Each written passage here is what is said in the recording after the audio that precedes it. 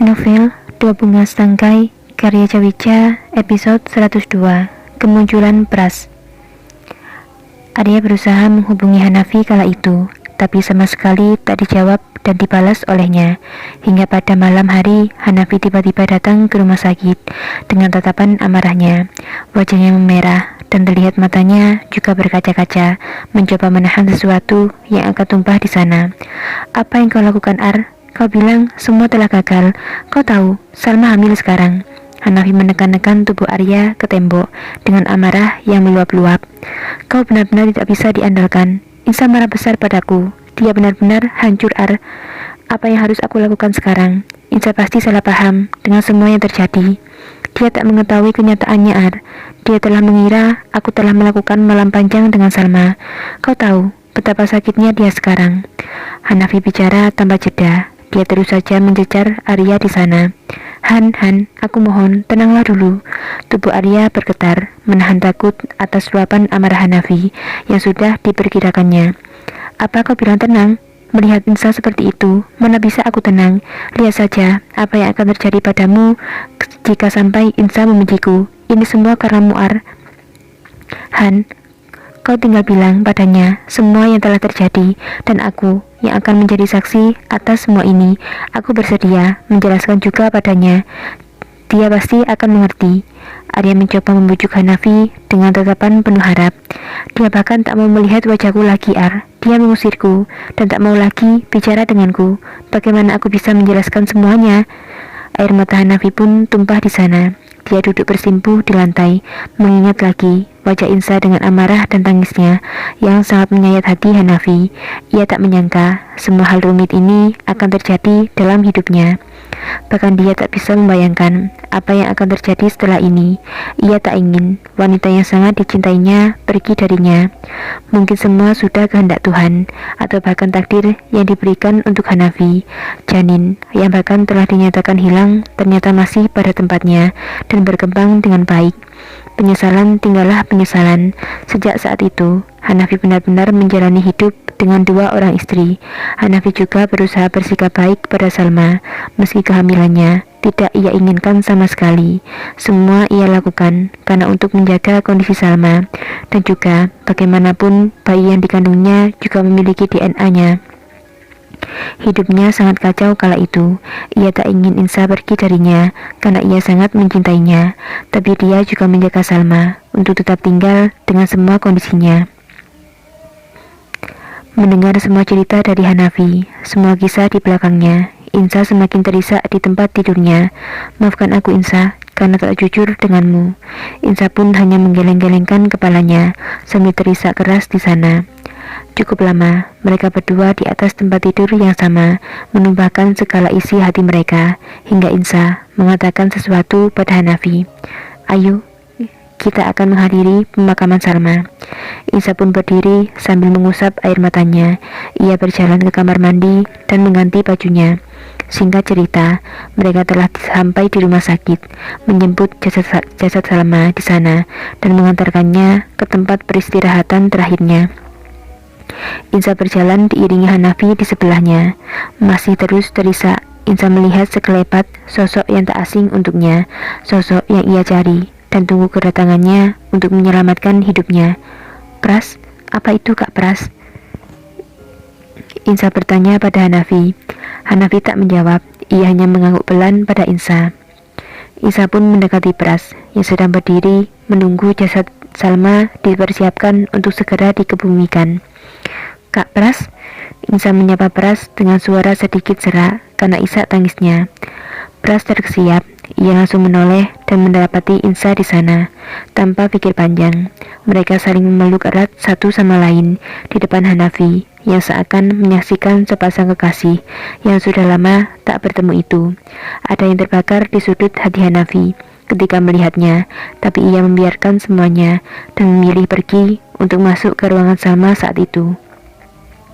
"Kemana saja Kak Pras selama ini?" Insa melepas pelukannya. "Aku tak kemanapun, Insa. Apa kau mencariku?" jawab Pras sambil mengusap air mata. yang mengalir di pipi lembut Insa. "Tentu saja, aku mencarimu," jawab Insa sambil memukul pelan dada Pras di sana, yang membuat Pras sedikit menyungingkan senyum di bibirnya. Ingatan Pras membayangkan kembali saat berada di ruang kerja Hanafi, saat ia selesai menuntaskan amarahnya pagi itu, berkelahi dengan Hanafi di halaman rumah utama. Setelah ia bisa ditenangkan para pengawal, membawanya ke ruang kerja pribadi Hanafi. "Kenapa kau menyuruh mereka membawaku ke sini? Apa yang akan kau bicarakan lagi? Semua sudah jelas. Kau hanya lelaki serakah yang menginginkan dua wanita dalam hidupmu." Pras duduk di kursi yang sudah disiapkan untuknya. Ia berhadapan dengan Hanafi yang cukup jauh di jangkauannya. "Dengarkan aku dulu, ada hal penting yang harus aku bicarakan." Hanafi mencoba menenangkan Pras di sana. "Apalagi yang akan kau bicarakan? Semua sudah sangat jelas. Aku mohon, dengarkan aku dulu." Pras pun terdiam. Ia mendengarkan Hanafi di sana. Tentu saja, masih dengan wajah yang menatap tajam pada Hanafi.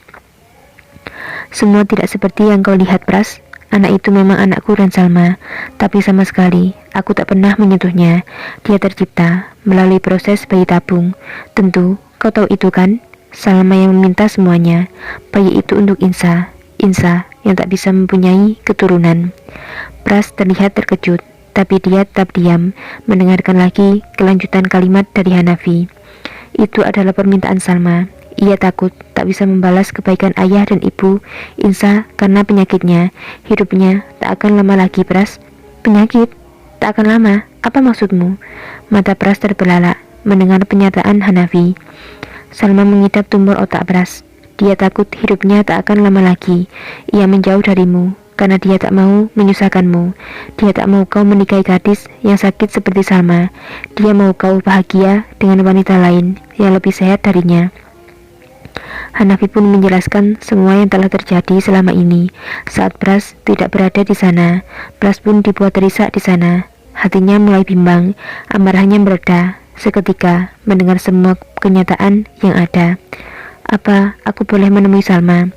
Pras membalas pada Hanafi. Ia ingin menemui Salma dan mengatakan sesuatu padanya. Hanafi pun memperbolehkannya dan memanggil Salma ke ruangan kerjanya. Pras kini tengah memeluk Salma yang baru saja masuk, memeluk dengan rasa rindu yang teramat sangat. "Kenapa kau tak mengatakan semuanya padaku? Aku akan menerima semua kekuranganmu. Tidak perlu kau lakukan ini semua. Dan bayi ini, kenapa kau memaksakan dia untuk tinggal di dalamnya? Bahkan kita bisa bicarakan pada Insa dan mungkin membiarkan wanita lain yang akan menanggungnya.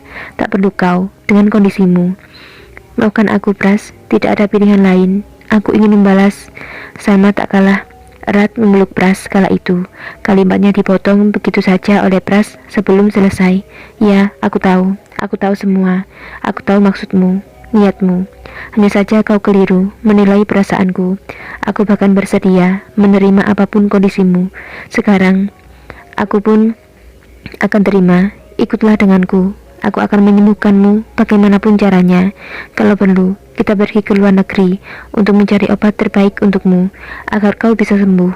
Aku akan merawatmu, Salma. Percayalah, aku mencintaimu." Pras memandang Salma dengan derayan air mata.